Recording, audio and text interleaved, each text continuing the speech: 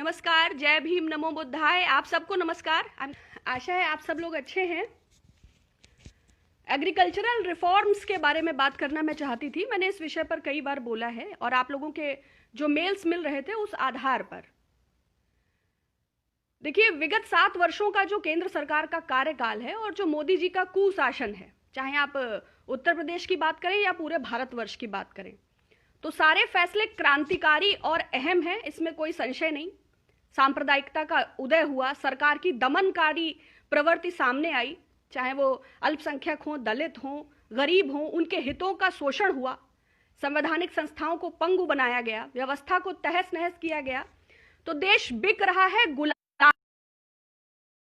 न केवल रेल या न केवल जियो या बीएसएनएल या एचएएल या मौसी एयरपोर्ट के निजीकरण 50 वर्षों की जो लाइजनिंग, तो ना केवल कोल माइनिंग, स्पेस, न्यूक्लियर, विषय बहुत सारे हैं, लेकिन हम एग्रीकल्चरल रिफॉर्म्स पर केंद्रित रहेंगे। सरकार का कहना है कि ये तो उद्धार हो जाएगा किसानों का, ये तो बहुत कल्याणकारी हैं, ये तो ऐतिहासिक हैं। चूंकि सारे फैसले अब तक मोदी सरकार के ऐतिहासिक हैं, अपने आप को इतिहास में शामिल करने के, लेकिन इतिहास माननीय प्रधानमंत्री जी को मोहम्मद बिन तुगलक के जैसे एक सनकी शासक के तौर पर ही याद रखेगा। ये तो हजारों करोड़ की एडवर्टाइजिंग है जिसके माध्यम से वो स्वयं को अजर अमर, या उन्होंने अपने को बैकुंठ में स्थापित करने जैसी एक दीवा स्वप्न देखा है। लेकिन किसान आंदोलन की फॉर्म में आप ये देख रहे हैं कि देश भर के किसान, 26 से ज्यादा राजनीतिक दल, मुख्य रूप से कांग्रेस का इस आंदोलन को समर्थन है। देश भर के लोग इस आंदोलन के साथ हैं। सरकार बराबर आंदोलन को बदनाम कर रही है। जब जून में ऑर्डिनेंस की फॉर्म में आया था तब भी इसका पर्याप्त विरोध हुआ था, लेकिन सरकार इसको सितंबर में, चूंकि संसद सत्र भी चल रहा था और ज्यादा व्यापक रूप में ये दिख रहा है, तो सरकार अपनी ओर से इसको बदनाम, अब तो 700 नुक्कड़ सभाओं का भी चलान आगाज कर दिया गया और जो हैशटैग ट्विटर पर बराबर ट्रेंड हो रहे हैं। तो रिफॉर्म्स कितने भी लाएं, कितने भी ऐतिहासिक भूमि पूजन किए जाएं, सेंट्रल विस्टा आए, वॉटेवर, बट हम और हमारे जैसे ढेर सारे लोग सनकी शासक के तौर पर ही माननीय प्रधानमंत्री जी को याद रखेंगे। और अगर हम रिफॉर्म्स की बात करें तो मुझे लगता है कि 1958 से 1962 के बीच चाइना में माओ से मोदी जी बहुत प्रभावित लगते हैं। माओ जेडोंग, सिविल वॉर के हीरो, बहुत फेमस तानाशाह, वो भी एग्रीकल्चरल रिफॉर्म्स, लैंड रिफॉर्म्स, जो बुर्जवा का कल्चर उन्होंने खत्म किया था, जिसके तहत 36 मिलियन से ज्यादा लोग स्टारवेशन से मरे। वो भी बहुत मोहने वाले भाषण देते थे माओ, ये चीज कॉमन थी उनकी प्रधानमंत्री जी के साथ कि बहुत मोहक भाषण देते थे। बाद में उन्होंने बहुत प्रमाणित करने की कोशिश की कि स्टारवेशन और डेथ्स के लिए मतलब प्राकृतिक कारण जिम्मेदार हैं, मगर 70 से 80% लोगों का तमाम किताबों में ये मानना है कि मिसमैनेजमेंट और उनकी सनकी वाहियात और थर्ड क्लास पॉलिसीज के चलते 70 लाख से ज्यादा लोग विभिन्न परिस्थितियों में मृत्यु को प्राप्त हुए।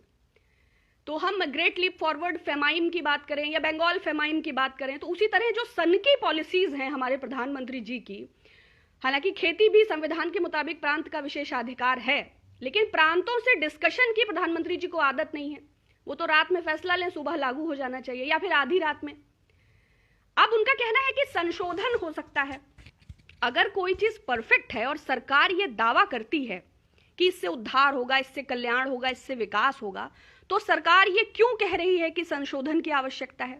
भाई, संशोधन कोई चीज कभी रेक्टिफाई होगी जब उसमें कुछ गलत होगा।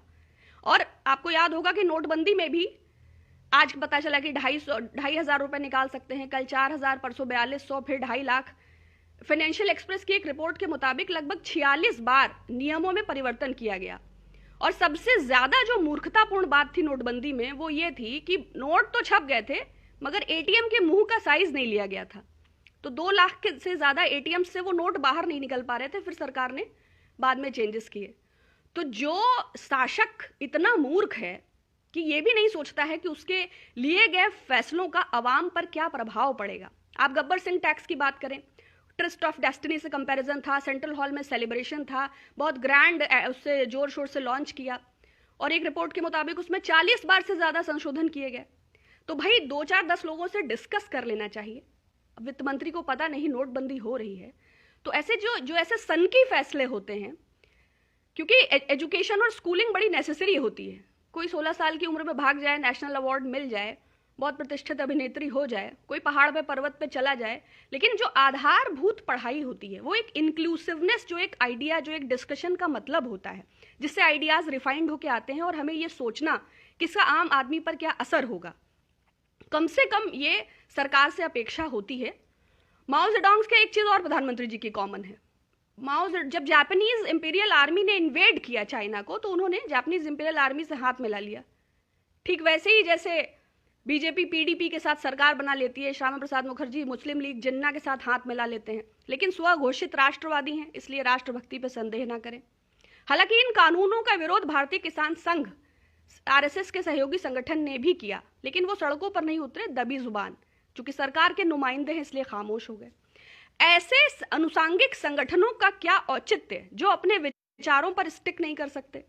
जैसे एक संगठन है उनका सीमा जागरण मंच, जब सीमाओं पर न कोई घुसा है न घुसी है तो वो जागरण मंच कहाँ जाता है? तो ऐसे डेजिग्नेशन होल्डर्स और ऐसे अनुयायियों और ऐसे फॉलोअर्स और ऐसे संगठन के कार्यकर्ताओं का क्या औचित्य जो अपने संगठन की मूल भावना से ही इत्तेफाक नहीं रखते? क्योंकि ये तो एक बुनियादी वैचारिक क्रांति है।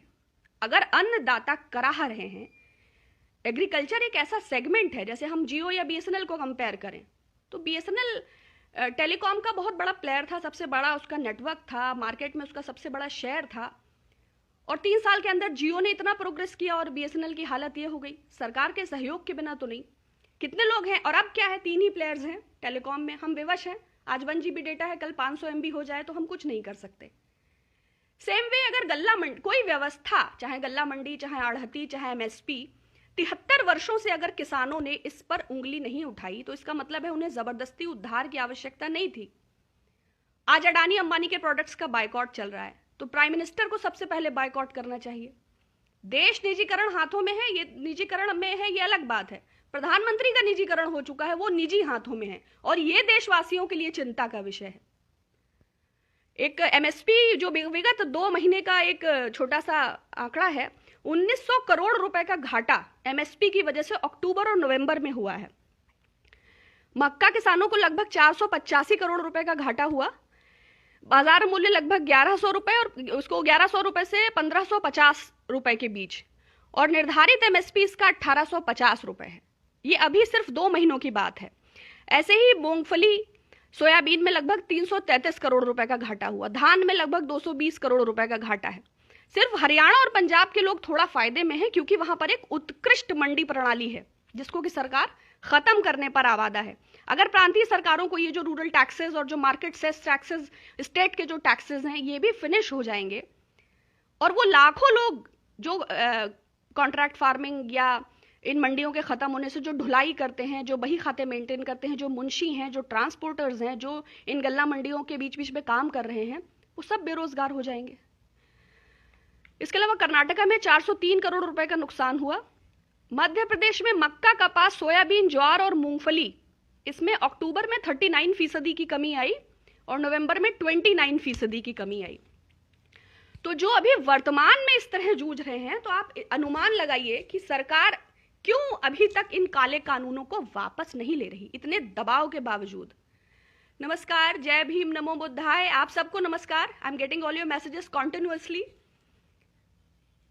सरकार क्या करेगी? सरकार दमन करेगी, जैसे कि अब तक करती आई है, लेकिन इस बार ये मुश्किल होगा, क्योंकि ऑन एवरेज लगभग 85% लोग 2 हेक्टेयर से भी कम भूमि के मालिक हैं। ऐसी स्थितियों में अब सरकार कह रही है आप कहीं भी जाकर बेच सकते हैं। मुझे लगता है कि चाहे नागपुर के संतरे हों, चाहे शिमला के सेब हों, चाहे कश्मीर, क्या चीज है जो अब तक आपको उपलब्ध नहीं थी? ये सुविधा पहले भी थी।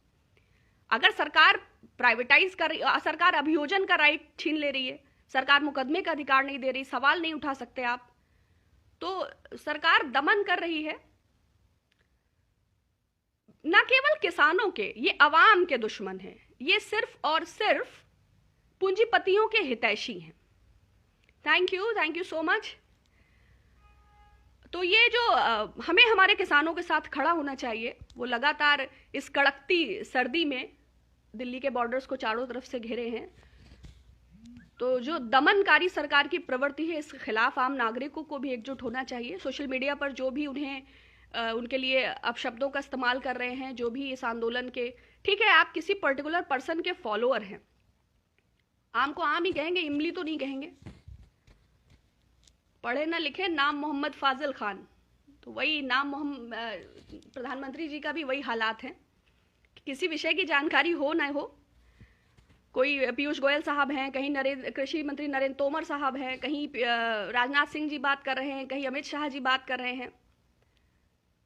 प्रधानमंत्री जी को वार्तालाप में आगे आना चाहिए, संवाद में वो बहुत कुशल हैं, बिना किसी पूर्वाग्रह के, बिना किसी उसको उन्हें एड्रेस करना चाहिए इस इशू को।